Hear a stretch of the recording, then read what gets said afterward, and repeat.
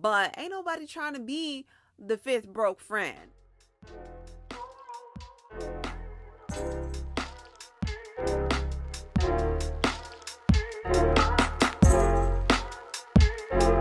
Welcome back to Life with Coach. I am your coach, Miss Fambro, and I'm a personal development life coach. I'm going to be guiding you and coaching you through life's most challenging obstacles. And we're going to be talking about things as it pertains to self-development, faith, and relationships. Because I know we all need help with relationships. So let's just jump right into today's topic. You know, they say if you got 4 broke friends, hang around them long enough and you gonna be broke friend number 5. And I don't know about y'all, but ain't nobody trying to be the 5th broke friend, okay? So if you're a person that wants to know how to choose the right people in your life, the right circle of influence, then stay tuned. Before I break all of this down, I'm just gonna give you guys a little quick story time. You know, I have been in every type of friendship that you can possibly imagine. And so I have learned my fair share of lessons when it comes to friends. I was the friend that was very agreeable, wanted to be liked by my friends so much, even if that meant sacrificing some of the things that I truly liked or that I truly wanted to do. Back when I was in high school, I had a group of 3 friends, and it was a very close group. Like, we literally did everything together. And so we just started to become friends, but it was only the convenience of it all that allowed us to be friends. So then when we got out of high school, it really tested the strength of our friendship. So a situation happened to where I didn't want to be a direct clone or replica of these girls because I didn't agree with how they were living their life. So one day I stood up and I'm like, hey, you know, that's not cool. I don't really like doing that. I don't think we should be doing that. And the second that there was any sort of rift, the second that there was any sort of disagreement, it really went to the foundation of our friendship. And because our friendship was based off of pure convenience, that we went to the same school and we were in the same class, it really shook everything in our friendship. And I want to say that that really affected me. It really shifted the way that I view friendship. Or the first thing that I want to talk about is mindset. What we have to understand is that people are going to have influence over us. You know, who we give our ear to, who we spend our time with, who we do things with, who we share things with, they are going to have influence over how we think, the decisions that we make. So that's why it is so important for us to really take account of, are the people in our life, are they really benefiting us? Are they feeding you or are they draining you? There are some people that will come in your life that the sole reason, the only purpose for them to be in your life is to drain you, to distract you from your purpose, to distract you from the goals, dreams, and aspirations that you have set for your life. And the next thing that I want to talk about is friendship. When I think of friendship, I think of a relationship that is reciprocal, meaning that as much as you give to your friend, as much as you pour into that person, they give it back to you. So if you have a person in your life that you're always making the first call, you're always pouring into them, giving them advice, helping them out, they are draining you. They are sucking the life out of you. And you have to understand that they are holding you back.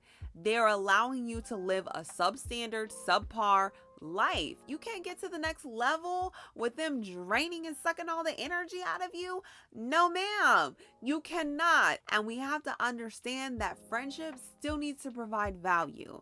Okay, yes, we can be friends. Yes, we can have a good time. We can go to the movies. We can go to dinner. We can laugh. We can talk. We can do all of these things. But if I'm going to be spending my time, I'm going to be spending it where it is adding value. You know, some people just come into your life for a season and for a reason, but it's only for a season. We cannot be loyal to a thing that is only temporary. And that brings us into our next point. Do not be loyal to a dead thing. Do not be loyal to a person just because it's convenient, just because you knew that person since kindergarten. When they say no new friends, I think we need to reevaluate that. We be so quick to cut the right people off and be loyal to the wrong people. And I would suggest once a year, you really take a look at the people in your life. Is the relationship reciprocal? Are they providing value? Those would be my top 2 things that I would ask. So in order to choose the right people in your circle for the maximum benefits, you really have to know who has your best interest at heart. And what I always say is that people will always show their hand. They will always show their true intention. You just have to be willing to listen. See, we cannot be so desperate. We cannot be so afraid to be alone that we settle for subpar friendship. Always believe them when they show you their hand. Yes, people can change and evolve and grow, but ask yourself, do you really have the energy to cultivate the level of growth that they would require? Sometimes it is, yes, this is a good person, and I think the relationship could be reciprocal. I think that there could be value added on both sides. Or sometimes it's no, they would require too much of me, too much time that I would have to spend trying to raise them, trying to give them advice, trying to help them out on their journey. See, sometimes when we become friends with people, then we feel like we're obligated to help them out, right? We're obligated to bring them along with us on our way to success.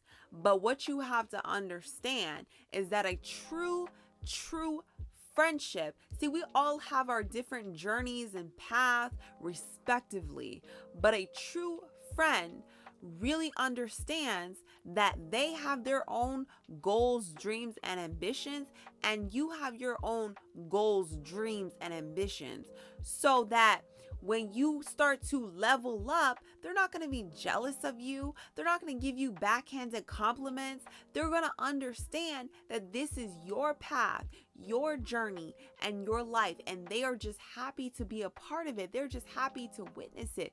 Maybe they're just happy for you as a person. They feel like you deserve all the good things to come to you. That is a sign of a true good friendship. The next tip that I have for you: do not be afraid to let go so you can grow.